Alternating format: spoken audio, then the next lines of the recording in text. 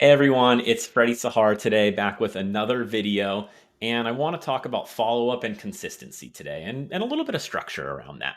So, we know that we need to be consistent with our follow up if we want to build deeper relationships and turn our leads into our clients. But we also all know, especially after we've missed a couple opportunities, that consistent follow up can be hard, especially without the right structures in place to help us maintain that consistency. And so in this video, I just want to share a little bit with you about what that structure looks like and means to me. So, first is automated follow up reminders. And this can come in the form of smart lists or automatic tasks. But once I got myself into a system that allowed me to automate follow up reminders, I became so much more consistent.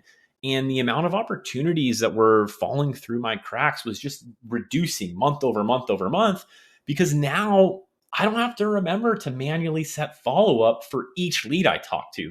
I mean, what if I'm walking into an appointment and I'm taking a call and I forget after that appointment to go ahead and set that manual follow up?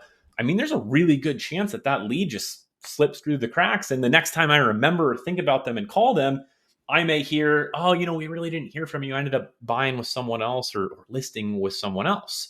So, first off, is automated follow up reminders. And, what are automated follow-up reminders might be a question that you're asking, and they're simply that. They're just automatic reminders that help us stay in touch with our leads based on their timeline to purchase. So here are two brief examples actually of how automated follow-up reminders would work in a list-based or a task-based system. So say I talked to a lead and I didn't convert them. I did not set an appointment with them, and I'm sure that I can, but I need to stay in touch with them consistently so I can build that deep relationship and convert them from a lead to my client. And based on our conversation, I know that I should be staying in touch with them weekly. So perhaps I put them in my stage hot dash weekly or a hot dash weekly. And if I'm in a list based system, I would want to automate a reminder to bring anyone in that stage hot weekly onto my call list one time per week. So once every 7 days, so that I can be reminded to consistently stay in touch with them. In a task based system, it's a very similar example. I'll still put someone into that stage, a hot weekly, or whatever my weekly follow up stage is. But rather than that lead appearing on a list every week, I will have an automated task populate every week, or a series of tasks that are set a week apart will appear in my client record. And then I'll know to follow up this lead and complete those tasks, which will help me stay in front of them once a week. To me and the agents I coach, that's not the only form that structure comes in, though. There's many other things that we need to build structure around to maintain our consistency and follow up. And realistically, I mean, there's 10, 20, 15, 50, 100. I mean, I'm sure someone could write a book of a million things that we need to do to be the best at prospecting. But I want to just focus on these two areas of structure today. And so we talked about automated follow up reminders. And the second form of structure comes in time blocking. I block time for really everything that I try and accomplish in my business. But for my prospecting, I block time around two areas. The first is new lead generation. These are leads that I've never spoken with. I have never had a two-way conversation with these leads. And then I also block time for general follow-up.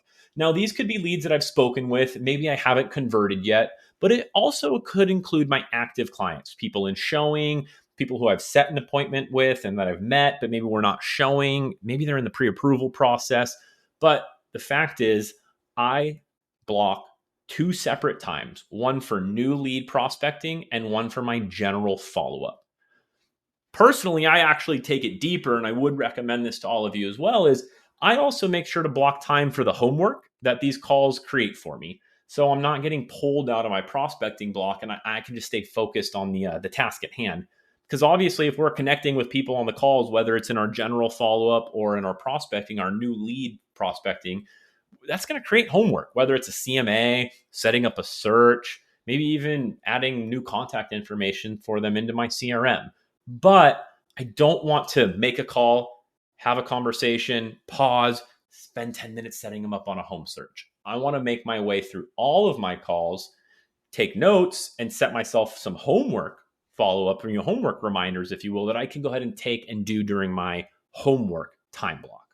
So I hope this video was helpful, gave you some good ideas on what follow up structure looks like to me, and how I help my clients create structure around their follow up so that they can be consistent and reduce the amount of opportunities that they're missing every month. And I hope this video prompted you to look at your follow up structure and maybe give it the 2 thumbs up that you've got something good here, or tweak it to make sure that you're giving yourself every opportunity to stay consistent and every opportunity to capitalize on turning all of these leads into clients. Let me know in the comments, or send me an email, or just reply here anywhere of how you all structure your follow up to help you stay more consistent and limit the number of missed opportunities.